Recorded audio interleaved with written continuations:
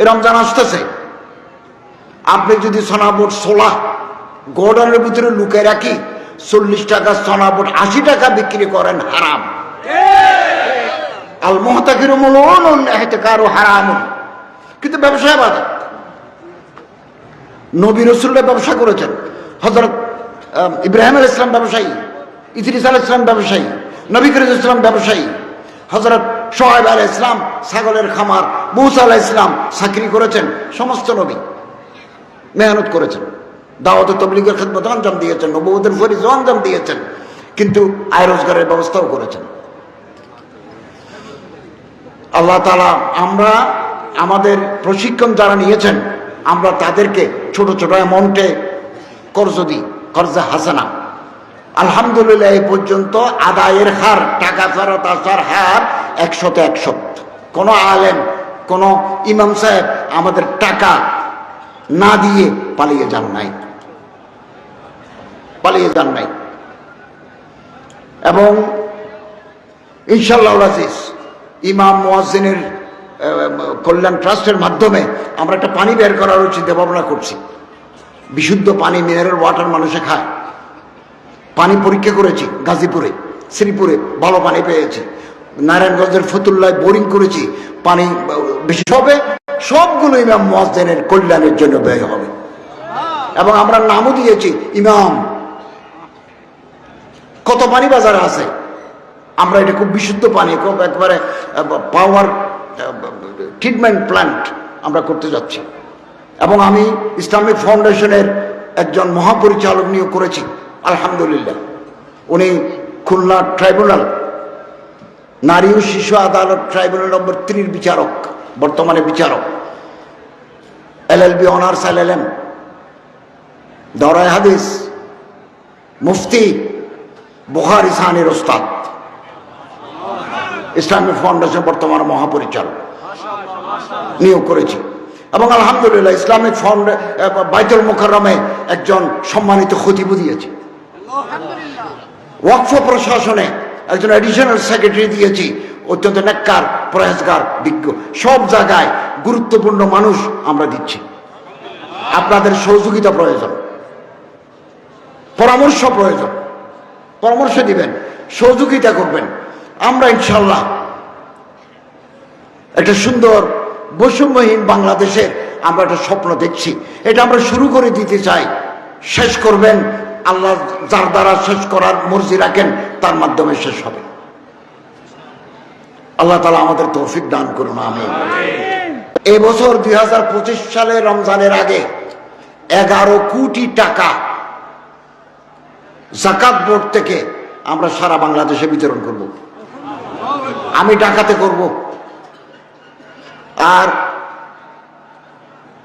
হবিগঞ্জে জেলা প্রশাসক মহোদয়, ইসলামিক ফাউন্ডেশনের ডেপুটি ডাইরেক্টর যিনি আছেন, উনি তালিকা করে যাকাত বিতরণ করবেন। আমরা একসাথে 64টি জেলায় বিতরণ করব।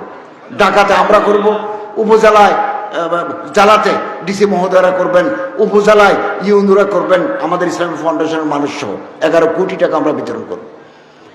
আগামী বছর 2026 সালে 25 কোটি টাকা আমরা ধনীদের কাছ থেকে যাকাত নিই, 25 কোটি টাকা গরিবের মাঝে বিতরণ করব। আপনারা যাকাতের একটা অংশ মাদ্রাসায় দিবেন, এতিমখানায় দিবেন, হেফজখানায় দিবেন, আত্মীয় স্বজনকে দিবেন, একটা অংশ বাংলাদেশ সরকারের যাকাত বোর্ডেও দিবেন। আমরা হাটহাজারী ইমাম সাহেব বড় মুফতি সাহেবকে রেখেছি, বড় মুফতি সাহেবকে রেখেছি, এবং আরো ঢাকার বড় বড় আলেমদেরকে রেখেছি আমাদেরকে মশওয়ারা, পরামর্শ দেওয়ার জন্য। এবং এই দুঃখী মানুষের পাশে আমরা দাঁড়াবো। যাকাতের একটা অ্যাপস আমরা চালু করছি, অল্প দিনের ভিতরে এটা বাজারে আসবে। বিকাশ থেকে যেমন আপনি টাকা ব্যাংক থেকে বিকাশে আনতে পারেন, বিকাশ থেকে এখানে দিতে পারেন, এখান থেকে দোকানে দিতে পারেন, আমরা একটা অ্যাপস, যাকাত অ্যাপস তৈরি করছি। আপনি শায়েস্তাগঞ্জে বসে যাকাত বোর্ডে গভর্নমেন্টের এখানে যদি 2000 টাকা দিতে চান, এখান থেকে টিপ দিলে আপনার অ্যাকাউন্ট থেকে ডেবিট হয়ে আমাদের অ্যাকাউন্টে ক্রেডিট হয়ে যাবে। আপনার মোবাইল থেকে টিপ দিয়ে যাকাত দিতে পারবেন। ইসলামিক ফাউন্ডেশন খুঁজতে হবে না, ঢাকাতে মানি অর্ডার করতে হবে না, আপনি মোবাইল থেকে দিলেই আমাদের অ্যাকাউন্টে জমা হয়ে যাবে। এবং আলহামদুলিল্লাহ আমরা অগ্রসর হচ্ছি, আপনাদের সহযোগিতা দরকার। জাকাত বিশ্বাস করে জাকাত দিতে হয়, আসলে দেয় না, এরা মুনাফিক। তাফসীর ইবনে কাসির, আসহ তাফসীর রাওয়ায়াতান ইবনে কাসির, অনেক বড় তাফসীর, ওখানে একটা ঘটনা আছে। নবী করিম সাল্লাল্লাহু আলাইহি ওয়াসাল্লামের জামানা সালাবা ইবনে আবি হাতিব, সালাবা ইবনে হাতিব নয়, সালাবা ইবনে হাতিব বড় সাহাবী, সালাবা ইবনে আবি হাতিব ছাগলের খামার, ভেড়ার খামার মদিনা শরীফে, অনেক পয়সাওয়ালা। একদিন নবী করিম সাল্লাল্লাহু আলাইহি ওয়াসাল্লামের দরবারে আসি, বলেন ইয়া রাসূলুল্লাহ, আপনি একটু আল্লাহরে বলেন না, আল্লাহ যেন আমারে কোটি কোটি টাকার মালিক বানায়। হযরত সাল্লাল্লাহু আলাইহি ওয়াসাল্লাম বলেন, আমি তো এরকম দোয়া কোনোদিন করি নাই, আমি দোয়া করলে তো আল্লাহ উহুদের পাহাড় আমারে সোনা বানায় দিবেন, আমি তো এই দোয়া করি নাই। চলে গেল, কতদিন পর আবার আসছে, এসে বলে ইয়া রাসূলুল্লাহ, আপনাকে একটু আবেদন করছি, আপনি একটু আল্লাহরে বলেন না, আল্লাহ যেন আমারে কোটি কোটি টাকার মালিক বানায়। এবং সাহাবা বলতেছে, ইয়া রাসূলুল্লাহ, টাকা পয়সা আমার আছে, তবে আল্লাহ যদি আমার বেশি টাকা দেন, আমি গরিব, দুঃখী, এতিম, ফুকরা, মাসাকিন, ওয়াবনাস সাবিল এদেরকে দান করব।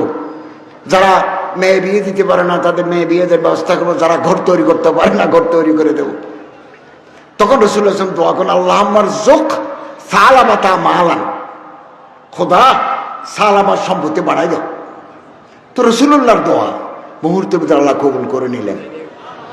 সালাবাত খামার বাড়ি, ছাগল ভেড়া, 6 মাসের ভিতরে একেবারে উই পোকার মতো ছাগলের বাচ্চা দিতে লাগলো। আগে খামার ছিল 2টা, এখন হয়ে গেল 6টা। যত খামার বাড়ে মদিনার মসজিদ থেকে তত দূরে চলে যায়। আগে 3 ওয়াক্ত নামাজ মদিনার মসজিদে আসি পড়তো, এখন যখন ছাগল বেশি হয়ে গেছে জুমার দিন আসে। যত টাকা বেশি মসজিদ থেকে দূরে।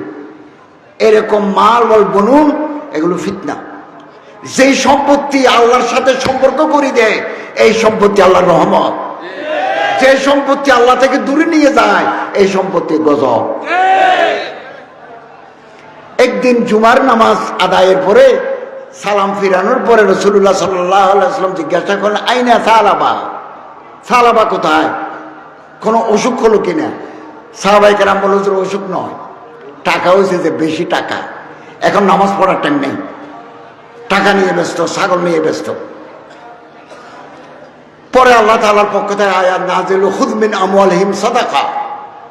আল্লাহ তাআলা বলেন, দুনিয়াতে আমি যাদেরকে পয়সাওয়ালা টাকাওয়ালা বানিয়েছি তাদের কাছ থেকে যাকাত নিয়ে গরিব দুঃখী মানুষের মধ্যে বিতরণ করে দাও।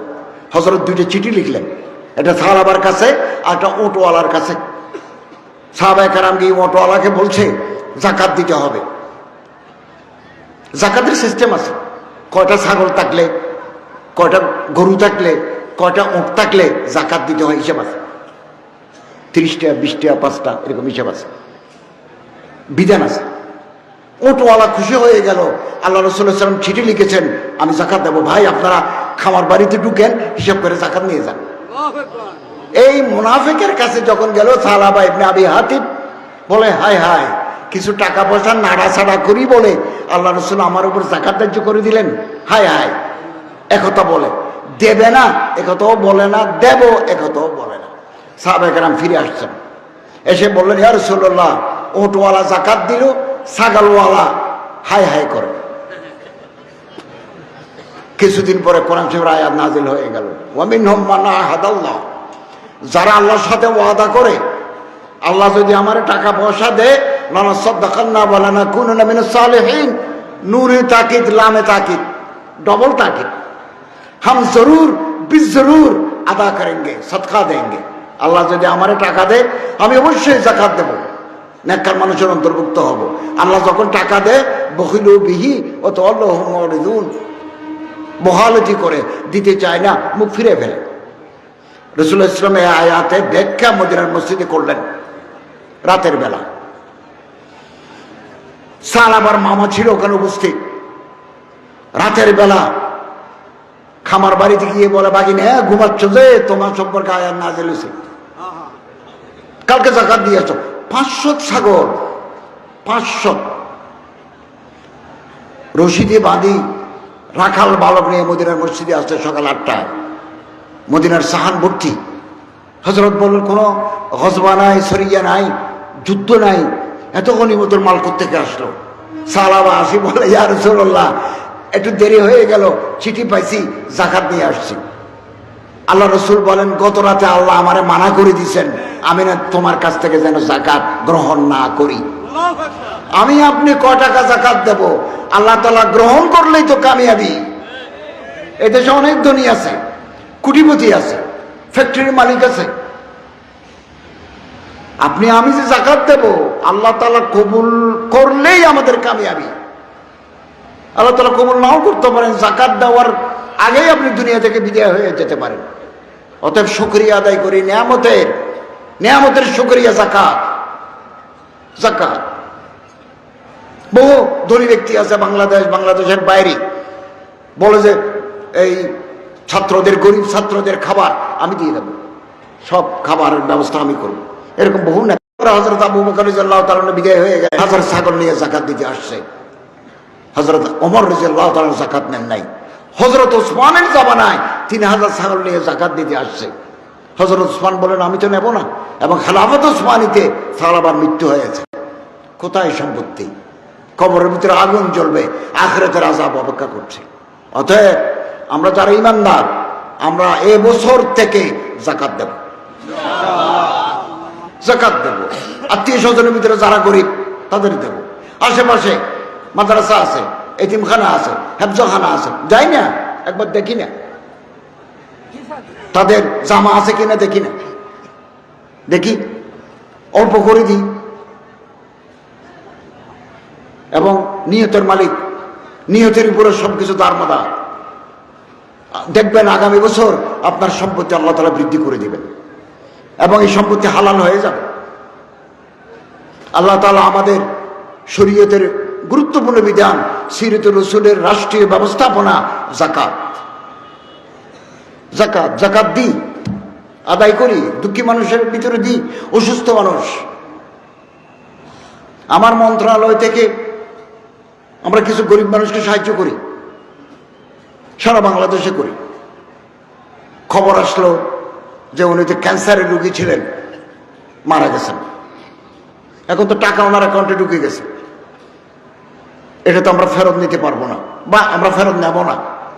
তখন বলে দিছি ওনার ওয়ারাসতের যারা ভাগিদার, ওয়ারিস যারা, তারা ভাগ করে নেবে। বহু মানুষ অসুস্থ, আবেদন করে প্রসেস করে যেতে মানুষ মারা যান।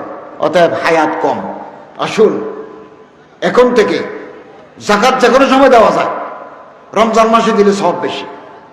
এবং কিভাবে দিবেন, আমি যখন একটা মসজিদে খতিব ছিলাম সরকারের উপদেষ্টা হওয়ার আগে, বহু মহিলা আমার কাছে টাকা পাঠাতো, হুজুর কোথায় দিলে এগুলো ঠিকমতো যাবে আমরা জানি না, আপনি এই টাকা দিলাম, আপনি যেখানে ভালো মনে করেন ওখানে দেন।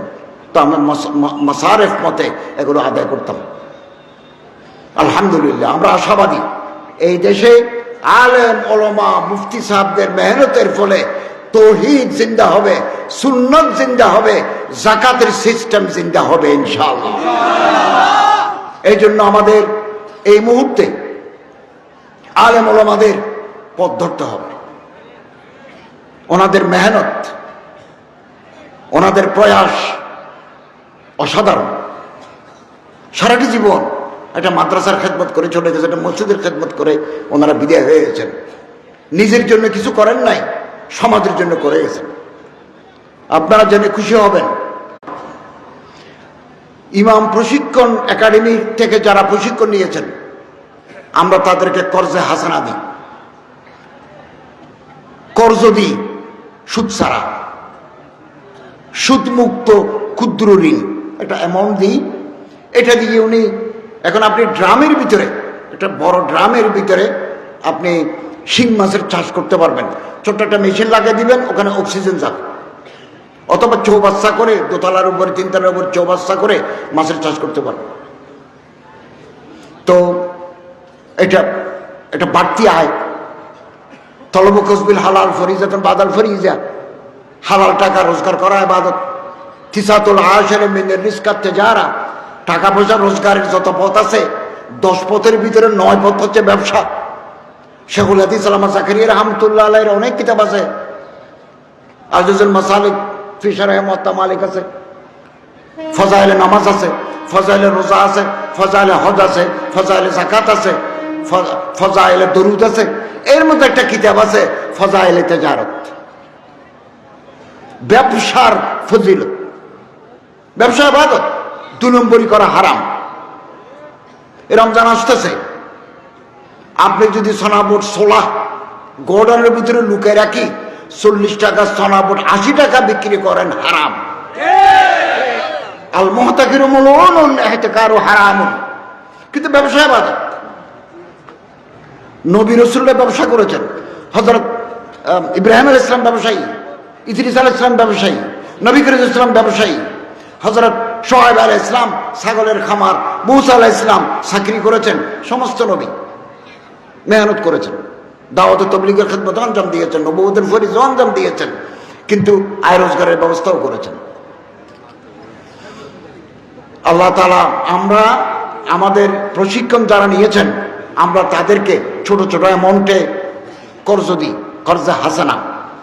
আলহামদুলিল্লাহ এই পর্যন্ত আদায়ের হার, টাকা ফেরত আসার হার 100-100। কোনো আলেম, কোনো ইমাম সাহেব আমাদের টাকা না দিয়ে পালিয়ে যান নাই, পালিয়ে যান নাই। এবং ইনশাআল্লাহ আজিজ ইমাম মুয়াজ্জিনের কল্যাণ ট্রাস্টের মাধ্যমে আমরা একটা পানি বের করার চিন্তা ভাবনা করছি। বিশুদ্ধ পানি, মিনারেল ওয়াটার মানুষে খায়। পানি পরীক্ষা করেছি গাজীপুরে, শ্রীপুরে ভালো পানি পেয়েছি। নারায়ণগঞ্জের ফতুল্লায় বোরিং করেছি, পানি বেশি হবে। সবগুলো ইমাম মুয়াজ্জিনের কল্যাণের জন্য ব্যয় হবে। এবং আমরা নামও দিয়েছি ইমাম। কত পানি বাজারে আছে, আমরা এটা খুব বিশুদ্ধ পানি, খুব একবারে পাওয়ার ট্রিটমেন্ট প্ল্যান্ট আমরা করতে যাচ্ছি। এবং আমি ইসলামিক ফাউন্ডেশনের একজন মহাপরিচালক নিয়োগ করেছি, আলহামদুলিল্লাহ।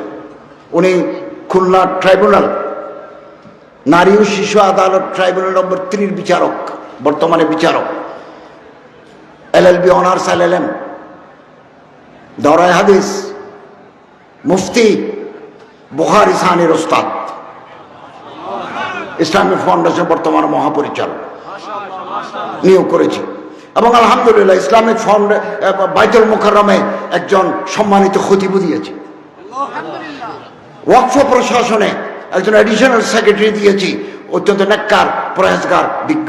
সব জায়গায় গুরুত্বপূর্ণ মানুষ আমরা দিচ্ছি। আপনাদের সহযোগিতা প্রয়োজন, পরামর্শ প্রয়োজন, পরামর্শ দিবেন, সহযোগিতা করবেন। আমরা ইনশাআল্লাহ একটা সুন্দর বৈষম্যহীন বাংলাদেশের আমরা একটা স্বপ্ন দেখছি। এটা আমরা শুরু করে দিতে চাই। শেষ করবেন আল্লাহ যার দ্বারা শেষ করার মর্জি রাখেন, তার মাধ্যমে শেষ হবে। আল্লাহ তাআলা আমাদের তৌফিক দান করুন, আমিন।